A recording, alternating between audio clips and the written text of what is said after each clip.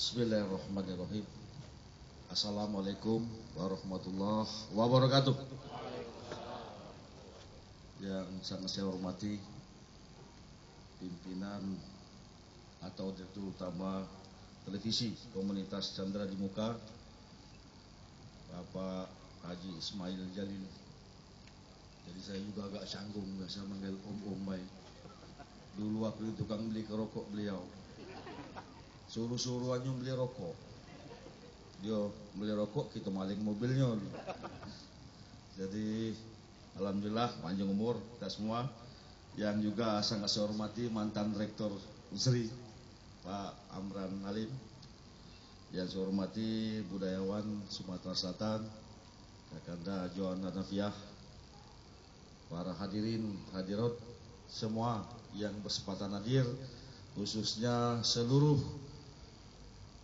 komponen stakeholder Universitas Chandra di Muka yang bersempatan hadir. Pertama saya menyampaikan maaf dari Pak Gubernur.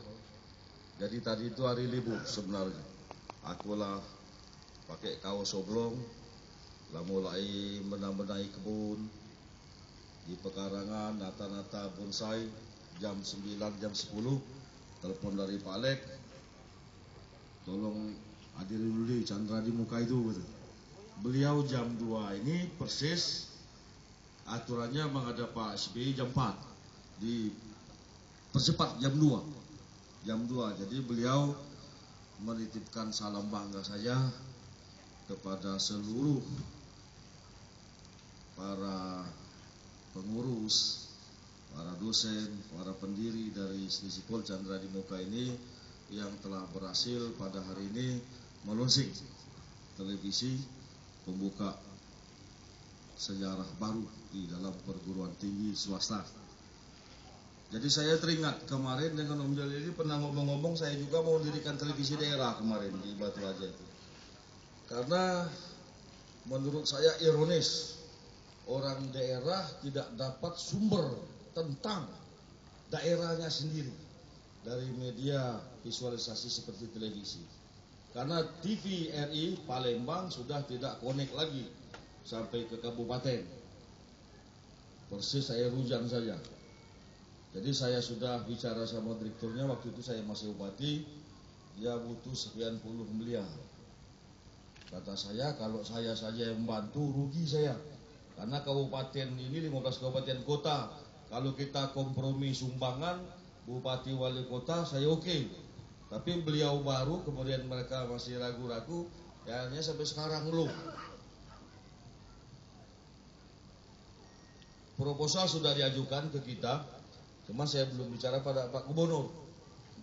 Karena memang ironis kalau warga Sumatera Selatan tidak dapat berita yang benar, yang objektif tentang Sumatera Selatan. Ini agak susah kita. Nonton SCTV itu ada segmen-segmennya saja sedikit-sedikit. Nah jadi yang inilah, maka waktu itu saya sudah ke Jawa Pos. Karena untuk televisi swasta mereka gembongnya yang pertama di Jawa itu. Kotak-katik, entah setan mana menyuruh saya mencalonkan ini, akhirnya lupa kalau aku sibuk berkampanye. Nah jadi sampai sekarang rupanya Pak Ismail Jalili terus dulu mau bergandengan dengan saya itu, cuman karena akhirnya saya malu sendiri ya terus. Rupanya alhamdulillah pada hari ini saya merasa bangga sekali bahwa masih diberi kesempatan di dalam menghadiri launching ini, membuka sejarah baru. Jadi benar televisi ini sebenarnya beda dengan koran. Kalau koran kalimatnya pacak di miring kiri miring kanan, apalagi gonjang ganjing politik banyak miring kiri miring kanan, apalagi dengan macam-macam kolom. Ada kolom ya namanya ya sifatnya pesanan, ya salaman penuh pesanan. Nah jadi masyarakat butuh berita yang objektif. televisi salah satu bukti tidak bisa diputar balikan karena menyoroti apa-apa yang sedang terjadi. Ini salah satu keuntungan. Jadi memang benar apabila pertelevisian kita ini pemanfaatannya bagus, jelas akan mempercepat dalam pencerdasan kehidupan bangsa. Sudah pasti. Saya rasa juga dari institusi Polri tidak kehabisan bahan. Salah satu jurusan komunikasi sambil praktikum dia udah jajal-jajal, asal jangan merusak kalau merusak kawan. Ya, nah mudah-mudahan ini pun satu peluang bagi profesional-profesional muda di dalam menyalurkan pemahamannya tentang pertelevisian. Jawa Pos itu di tower lantai berapa saya lihat anak muda semua. Ini ruangan anak muda semua. Ada yang gondrong-gondrong. Itu gondrong-gondrong S2 kata komandannya. Itu gondrong-gondrong S2. Sibuk dia sana, sibuk sekali. Nah, hanya dalam manajemennya tentunya pasti butuh komersial. Tidak baca kalau wassalam baik. Pasti lama-lama tidak terbayar gaji anak buah. Ya. Nah, jadi manajemen itu juga disesuaikan komersialisasi dengan idealisme. Idealisme saja buntu. Orang idealisme buntu biasanya antara dua. Kalau tidak airnya mati kreativitas, jadi pasif, kalau tidak jadi pemberontak. Antara dua. Ya. Idealisme yang tidak tersalurkan antara dua itu menurut saya. Kalau tidak jadi pemberontak, pasif. Stres. Nah, jadi idealisme juga butuh biaya. Maka harus juga diperhatikan sisi komersialisasinya. Tidak apa-apa iklan Chandra Muka iklan. Tidak apa-apa. Tidak. Apalagi musim politik banyak ini. Masing-masing masang iklan baliho aja penuh jalanan. Nah, jadi itulah. Jadi Pak Gubernur bukan dia tadi kalau dia rencananya dimundur jam 4, dia segera pulang. Ke sini sudah dari sini langsung ke airport.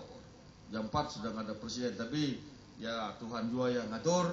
Itulah Om, jadi bukan beliau tidak berkenan, itulah masalahnya.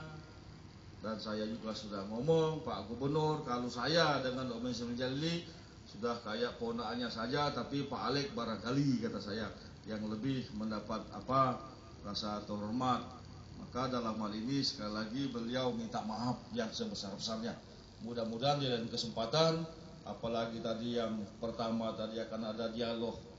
Ya tadi menyinggung masalah pembangunan di Sumatera Selatan ini, kita juga di samping berobat dan sekolah gratis akan mempercepat infrastruktur. Kepala Dinas PU kita sedang bergerak ke seluruh lini meneliti berapa jembatan yang menjadi kewajiban gubernur yang sudah harus diperbaiki, yang sudah tidak berfungsi lagi sampai ke ujung-ujung desa, dan berapa panjang jalan provinsi yang bertebaran di seluruh kabupaten kota sedang diinventarisasi untuk secara bertahap akan kita selesaikan. Jadi tidak saja menyangkut soal sekolah gratis. Sekolah gratis saja kalau jalan dari desa mencapai kota itu tidak bisa dilewati, tentu juga akan memperlambat percepatan kecerdasan umat ini. Ya, kita semua orang desa, rata-rata mau keluar desa itu saja susah.